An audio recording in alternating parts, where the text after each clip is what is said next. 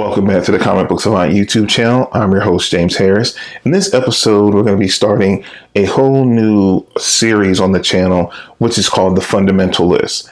The suggestion for this episode type came from a Patreon supporter by the name of Chris Rivers. Thank you, Chris, for the suggestion.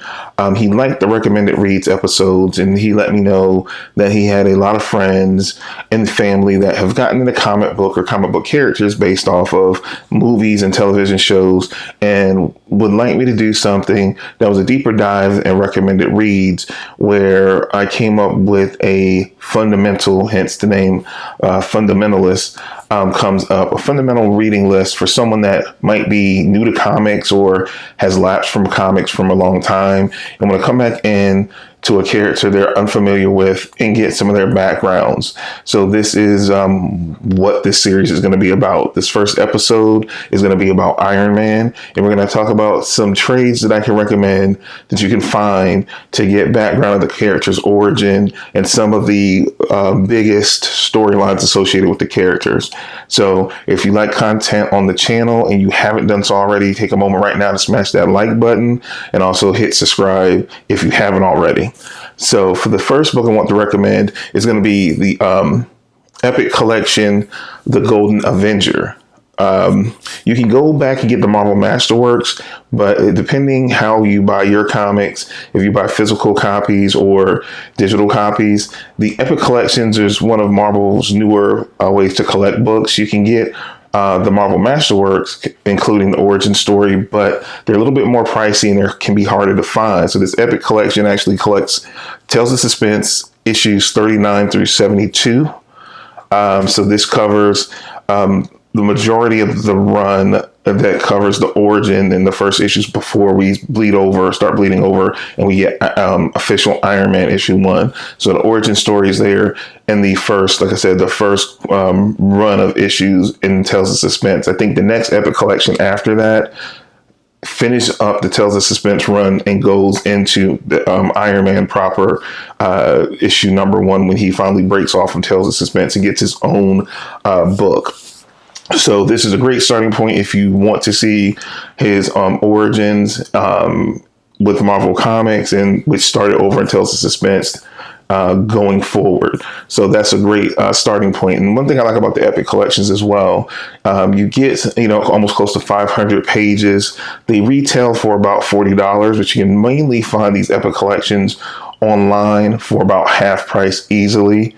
I talk about a lot. If you've either listened to my podcast for any amount of time, or you've been watching this series, I've talked about a company that I've worked with over the years called InStockTrades.com. They have discounted trades. So any books that I'm listing here, I'll have links down below. If you're trying to look for those books, I'll have affiliate links to like Amazon, and also I will have a link for in-stock trades. You can go to either or to try to find the best deals. Next, I want to talk about Iron Man Demon in the Bottle. This is one of the very iconic Iron Man stories that came out in the early to mid 80s, where Tony is struggling with his alcoholism. We saw parts of that play out in Iron Man 2. When he was dealing with things and he had the whole party scene, they took, it felt like elements of Demon in a Bottle storyline kind of coming to fruition on the screen, loosely adapted. This is a longer story that they go through here, where Tony loses a lot, and it's really a character-defining story that most people that are there fans of the Iron Man comic books you'll hear this probably above any other story cited as one of the most iconic Iron Man stories, Iron Man / Tony Stark stories. That edition collects Iron Man 120 through 128, which is the main storyline. Again, links will be down below for all these books. Next is Iron Man Monger, which, if you've seen the original Iron Man movie, he fought Monger at the end, which is Abadea Stane, which is a long-running villain in the comic book series. One of his not his greatest foe, because I would always have to say greatest foe is probably the Mandarin as far as in comics. But then I would say Obadiah Stane is kind of up there in his rogues gallery as one of his main foes. And it carried over legacies because in the more recent, well, I'll get to that. I'm not going to get ahead of myself. I will get to that in a moment. But anyway, this is the Ironmonger story. It covers, collects Iron Man issues 193 through 200. And this is the initial story where we're introduced to Obadiah Stane and Ironmonger and him coming after Iron Man and Stark Industries. And it's an ongoing tale because Stane stays around. He pops up occasionally in the books over the years, but this is like the initial storyline we get. So again, if you're a fan and you've seen the Iron Man movies, especially the original Iron Man, MCU Iron Man, you know a little bit about Obadiah Stane. So you'll get his comic roots here and what his and Tony's backstory is and how they clash in the comics. So that's really important to check out. Next, we have Iron Man Epic Collection Stark Wars. Why I recommended that? Because it encases a particular storyline that's very important to Iron Man, and that is Armor Wars. So this epic collection collects Iron Man 215 through 232 and Iron Man Annual 9. So again, the epic collection, you're getting like 500 pages. So you're getting a huge chunk of comics in this epic collection. So you can find the individual books, trades that cover the Armor Wars. So I also, in these episodes for the Fundamentalist, I'm going to try to find the most concise, most up-to-date, best presentation of the things that I'm recommending to you. So I might recommend you buy something that's a little bit bigger, but it's a better presentation, and you're getting more of the story around just the actual, per se, if it's a trade of just the storyline. So you can kind of get a gist or a feel for the character from that time period. During the epic collection, they like to do some of the lead into it and some of the aftermath of a pinnacle event they might cover in the epic collection. So that's why I think these are so such a good things for new readers when they're getting into a book to get into, because sometimes if you just come in and read a particular story arc on a character and you don't kind of know the events before and after, it can be sometimes confusing. So Epic Collections does a really good job in including the before and after in them with the main story beat. So again, check out that Epic Collection Stark Wars, which includes the major story arc Armor Wars, which we kind of seen. Armor Wars is when different people start trying to steal technology, which is an overarching theme and kind of especially from Iron Man 2 and Iron Man 3. People are trying to, replicate, try to steal different parts of the Stark technology, and it gets really out of hand. And, hence the name Armor Wars. But it's a really great story. I remember reading at the time, it was just cool seeing all these tech-based villains pop up, or villains he's had in the past kind of steal versions of his tech and upgrade themselves to kind of be more formidable, because we know, Tony's main thing as a character is that he's always innovating his armor. So it's always a new version. So then it kind of, this event kind of sparked a lot of the writers and the creators to upgrade the tech of some of his most vaunted villains and really made them more threatening to all the enhancements and all the things that Tony does on his end to combat. So it raised the stakes quite a bit in that story arc, which is again very fundamental. Armor Wars, got to check it out. Iron Man Extremis. With Extremis, this collects Iron Man, the 2004 run of Iron Man. I want to specify that all the other books that I mentioned was the original Iron Man series, which was the 1968, published to the late 90s, I think, or early 2000s. Then we had the 2004, I think the original series ran from 1968 to maybe 1998. Then we had it was restarted in 1998. It was restarted in 2004. But the Extremis was, it collects Iron Man the 2004 series, issues 1 through 6. Warren Ellis came on, and we get the whole Extremis, which we've seen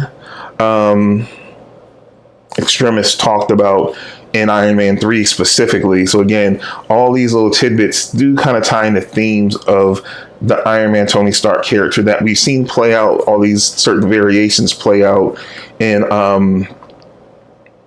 in multiple versions through the history of the character, through the MCU at this point, where he goes more to a nano bit type technology that he ingests into a system, and where he can call upon his armor. We saw a lot of that played up in Iron Man 3 specifically, if I remember correctly.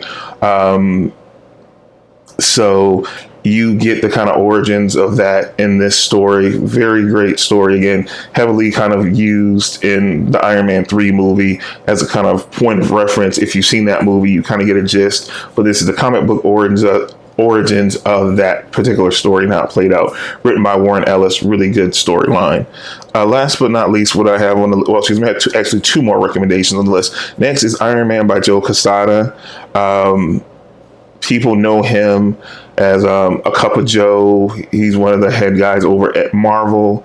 He actually started out as a comic book artist, very highly vaulted Marvel artist. He came on as an editor back in the 90s with Marvel Knights, but before that point, he was known as a very prolific artist and one of the greatest artists of the late 80s, early 90s time. They came on board, and he stayed on with Marvel through all these years, but he tried his hand at writing and drawing a stint on Iron Man, which he did from the 1998 series. This collection is the only one I could find that actually has this particular storyline. I think the original trade, because I used to actually have the physical copy of the original trade of Iron Man, the mask in the Iron Man storyline. So that was the extent of his run, and this storyline was a bulk of that run. Which was an interesting story where the Iron Man suit becomes sentient, and Tony's girlfriend at the time, the suit, has fallen in love with her. And the suit, since it's sentient, his objective is to turn on Tony and to take Tony out so he can replace him and have his girlfriend. Crazy, but it's a really fun story, different story. Beautifully drawn, because Joe Quesada was a great artist and has a very dope style. If you've ever seen like Kevin Smith's run on the Guardian Devil, he's the artist on that. He does covers occasionally now. He doesn't do much full art. And last but not least, I want to talk about Iron Man, the Invincible Iron Man. You can find the collection I'm going to recommend is actually Iron Man by Fraction and La Roca, the complete collection, Volume 1. I think they also have a volume. No, they don't. I think a lot of their run is collected in individual trades, but it's so many of them. I think it's like 13 or 14 volumes of it. This is, to me, this run of Invincible Iron Man by Matt Fraction and Salvador LaRocca started right around the time that the MCU Iron Man 1 in the MCU hit. If you don't know much about Iron Man's history, let me give you some background in comics. He was pretty much like a C-level hero before Marvel Studios started the MCU and launched it with Iron Man. And I could say in a lot of cases, the popularity of the character in the movie and how well the movies performed and how he was really the crux or the heart or the backbone of the MCU stabilized the character in publishing. Because I noted here just in this episode, he had the initial Iron Man. Well, he started off, he didn't even start in his own book. He started in Tales of Suspense. Then he had an Iron Man book that ran for a while, like I said, from the 60s to the late 90s. That book was canceled. It was restarted in 1998. It was canceled again. It started back in 2004. Canceled again. Then the LaRocca Fraction book was a fresh start because it was from a canceled book and started again, and it's been relatively successful and more of a stable book, and that comic has sold way better in the 10, 11, going into the 11 years now of the MCU. It stabilized the character in comics because of the popularity outside of comics. and they use influences from the movie to infuse new life into the character and have made it a mainstay. He's elevated to one of the top, kind of heroes in the Marvel comics nowadays. When these movies started, he was not so much. He was like a C, maybe even a D level hero in a lot of respects. And, his book did not sell extremely well. They did a lot of different things like change creative teams and restart books with a whole bunch of different gimmicks to kind of keep it selling, but it had a hard time for quite a while. But with all that being said, we get the Invincible Iron Man by Matt Fraction and Salvador Larroca. This first volume, if you can get this complete collection, collects Invincible Iron Man issues 1 through 19, which is a huge chunk. If you have the physical, if you find the physical copy of this, it is a oversized. It's not an omnibus per se. They don't classify it as an omnibus. I hope at some point they release a series of omnibus for this whole series. It was a very well-loved series. I really enjoyed it. It was a really good take on Tony and just the world of Iron Man. But this, if you want to just dip your toe in it, because again, the trades, just to get what's in this first collection, you would have to buy probably like 3 or 4 trades to get the issues that you would get in this first volume. So if you can find this complete collection volume, definitely get it. It will just save you a lot of headache. And it has not been printed in omnibus yet. I hope someday soon they will, but you can find the individual trades. But like I said, it's so many of them. So I would try to find this volume, read the first 19 issues. If you really enjoy it, then you might unfortunately have to buy the rest via trade just to finish reading the series at this point, because I don't think they did another complete collection volume 2 and so on and so forth. This was the only one they did for some reason, and once it's out of they didn't print any more volumes after that. So that's the only downside to that. But I hope you guys like this first episode of The Fundamentalist. Let me know down below in the comment section, what character would you like to see me do a Fundamentalist on next? I'm totally open to suggestions. Again, this is a new series that Patreon supporter Chris Rivers asked me to do. So, again, I try to make these videos as reference points and resources for you guys, not just for you, but if you have friends and family that are getting into comics, to help grow the community that are comics fans and that reads comics. That's the main focus of this channel, is getting and helping people get into comics any way possible. So again, leave comments down below or suggestions on what character you would like to see next on the Fundamentalist. Also, check out, I will have playlists listed down in the comment section too of just all the different videos I have on the channel. I've been breaking out more playlists. I've been doing videos now on this YouTube channel for just a little over 2 years. So it's literally about 115 or so videos now. So I broke a lot of the related content out in playlists. So if you click on the playlist tab on the page, you'll see very specific playlists for, like, if you want movie reviews, if you want TV show reviews, anything like that. I have it all broken down in the playlist section. So check that out when you get a chance. Also, if you haven't already, smash that like button. Also, click subscribe if you haven't done so already. And just even if you don't have a recommendation of what character next, let me know what you thought about this inaugural episode of The Fundamentalist. I definitely will be doing more of those. I will look for suggestions. If not, I will pick a character of my choosing to do the next Fundamentalist on. So be on the lookout for that. As always, I'm your host, James Harris. This is the Comic Books of Light YouTube channel. And you guys take care. So I'll see you next time. And have a good week.